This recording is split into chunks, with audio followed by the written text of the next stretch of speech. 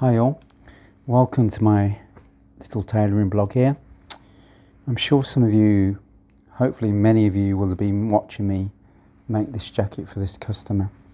You've seen, I think on my last little blog, I actually had a fitting, so I think I'll put some photographs up of the actual fitting of the customer.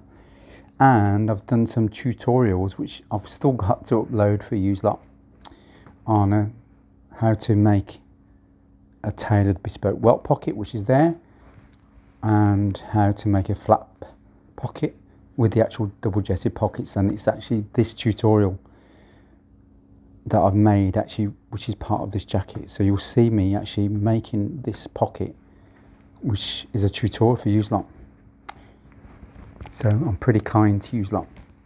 Now, once I've taken it all apart after fitting, remarked where it needs to be recut, because he's got one side of him was drop shoulder, so I've had to recut the shoulder line of that, and just little, little minor little alterations, but apart from that it's been pretty perfect.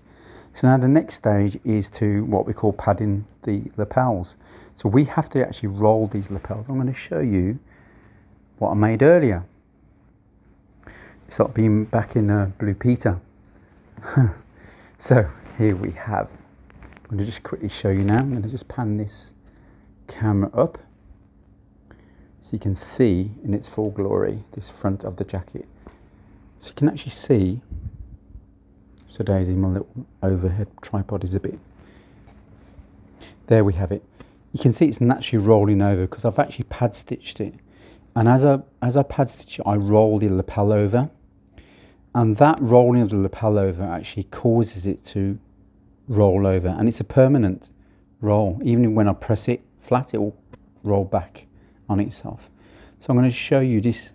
It's going to give you a little glimpse into how I do this pad stitching, so you can actually see rows of it. So basically you will do little diagonal stitches and they go down, then you'll go back up, go down, go back up, go down, and you keep rolling the lapel over. This lapel width is going to be 3.5 inches. The standard, it can be 3 1/4, 3.5. There can be a lot, 4 inches. You can have what they call peak lapel, which is a big, wide lapel like a double-breasted jacket. This I'm keeping at 3.5, which is not too bad. Right, so let's carry on. I'm going to just give you a little quick glimpse into this now. So I've already started to pad stitch it. So you go up and down, and as you actually get to this break line, they call the break line, which is the actual decrease line where the lapel folds over, you start rolling it. Now I do little diagonal stitches, they're called pad stitching. So it's roughly about 1/2 inch. Each tailor's got their own system, Savile Row's got their own way, but principally it's basically the same. And depending on how soft you want the lapel, this is where how you form your stitches. Some will have it closer. So the more closer you have your stitches in, the more rigid it becomes. The more further apart and longer the stitches are, it becomes more softer. So nothing's set in stone, as I say on my courses, nothing's set in stone. You have to experiment. Some tailors are very fussy. Some tailoring firms are very fussy how soft they want the lapel or how rigid they want the lapel. But it should be quite soft, the finished lapel, and it rolls over. So as I'm coming down here, I roll the lapel over, and then where this original stitches that went up, now I'm going to go back down, and I just go halfway to where the original stitch was. So I'm going to just form my halfway. You don't pull it, you just keep it a nice, not loose, but it's not tight. You get this happy medium going on. So I'm going to go halfway down my stitches that went up. So you just go form it halfway, and then you just carry on. And halfway to the other previous stitches. And that's how we're going to do it. So I'm just going to carry on. And as you go down, you roll it. So when I come back up, I'll keep rolling it and rolling it over.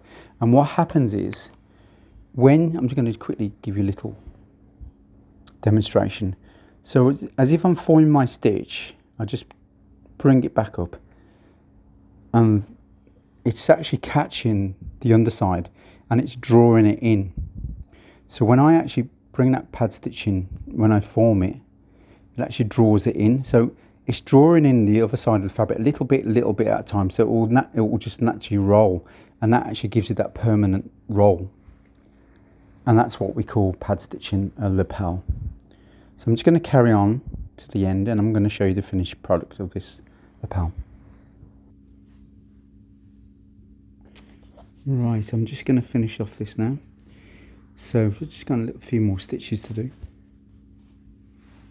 So you keep rolling it as you go down. See, I'm rolling it as I'm going down.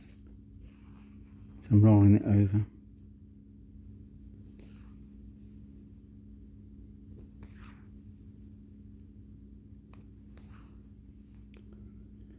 Nearly there.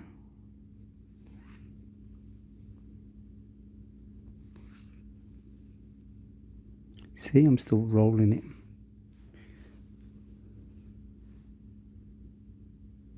Now, as I said, depending on how long and how wide each row you do, it will determine whether it will be a soft or firmer. So the more closer you get in with the pad stitching, the more firm it becomes. The more wider the row of stitches are, then it becomes more softer. And there we have it. That is finished at one side. So I'm just going to show you. Just get my camera up for you to have a look. I'm actually sitting on my table, on my work table, cross-legged. So there we have it.